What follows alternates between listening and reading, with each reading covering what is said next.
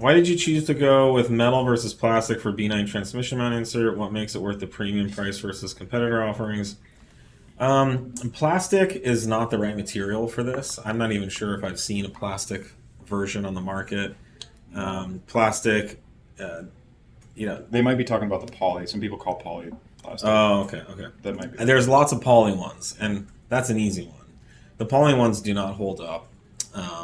After about a year, the poly hardens and starts breaking, and so we have many customers who install our aluminum ones to replace their poly ones, and a lot of times they're having to go in there with like screwdriver, Dental pick, picks, and just try to get all the pieces of poly out that have kind of hardened and crumbled inside the mounts. So poly seems like a good option, but it just isn't. So, the aluminum inserts can bend and deform slightly, but they always fill the void, no matter what shape they are. And so, yeah, aluminum is the right material. One company basically knocked ours off, but they did them in stainless steel. Oh, you're thinking the MQB? Yeah, Yeah. But I don't know if they did them in the BAB9 either. But I'm just saying in general, steel is also just it's a very expensive material and a lot of machining. It's the machine time that kills it. Yeah, the material is less, but it's just 10x in machine time. And with no benefit. Yeah. And it's funny, the stainless steel one's bent too. Yep. And the bending is really not a problem. But anyways, as far as the premium, I don't know what's out there. There's a lot of like knockoffs and Chinese stuff out there. We have on some of these mounts have 4 or 5 revisions over the years. So, and most of these are knocked off of our mounts, so they would be older versions that either we improved on, we refined, we continued to change the shape to offer the best performance, the least NVH. And so I'm certain that most of these knockoffs are probably our version 1 or version 2. Yeah, we had a good year at SEMA one year where we walked around and found like several knockoffs that were based on like earlier versions of our mounts. Just blade. Like, hey, did you guys engineer this? Like, oh yeah, that's ours. Yeah. That's our version 1 mount. Yeah. And we are 034 Motorsport. We've been in this business in the industry since 2004.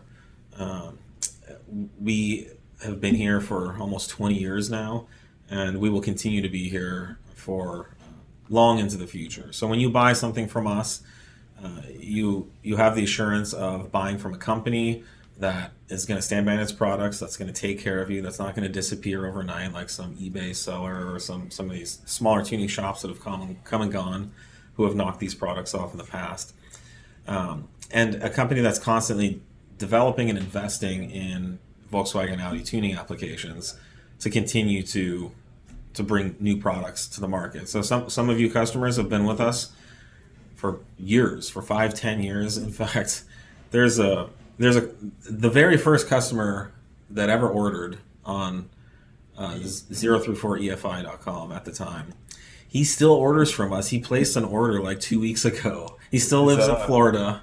Like, it's crazy. And this guy's awesome. Literally was like the very first web order we had.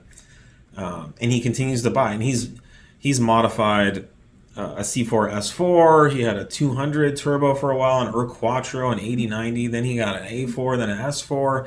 Now he's doing B9 stuff apparently. Did he have is that a 3-letter acronym website from back in the day? No, it's just an individual. Okay. No, like he's not a shop or anything like that.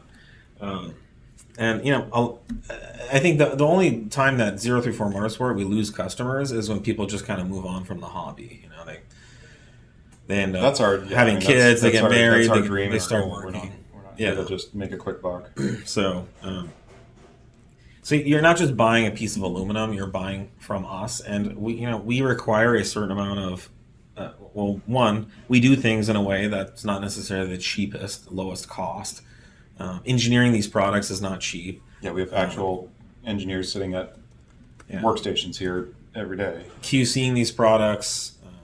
Having them in stock, ready to ship, achieving this type of quality, the type of warranty, and you basically have a lifetime warranty on these products. If you buy this insert and you ever have a problem with it, we'll replace it, and we will work with you and support you. So that's not cheap to do, and so we can't just sell things for super cheap and be a fly by night. That's not why we're here. So if you want to support a company like that, we appreciate it. We will continue doing what we do.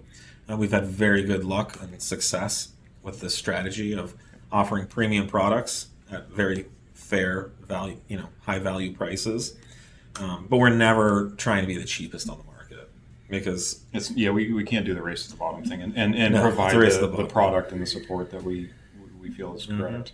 One thing I do just before we change subjects, if there is actually a plastic mount out there, I don't know if there is, or it's just the way the wording was.